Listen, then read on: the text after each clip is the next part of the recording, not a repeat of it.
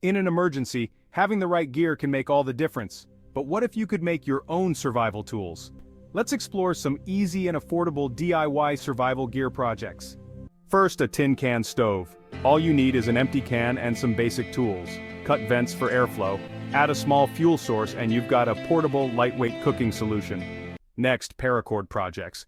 From bracelets to keychains, paracord can be transformed into essential survival tools, perfect for securing gear or making emergency repairs. Finally, create a simple water filter. Use a plastic bottle, charcoal, and sand to remove debris and impurities. It's an invaluable skill for off-grid living or emergency scenarios.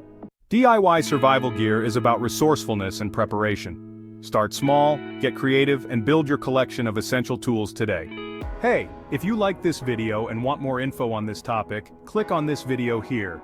You can also get more life-saving information at isurvivethrive.com. Don't forget to subscribe to our I Survive Thrive YouTube channel.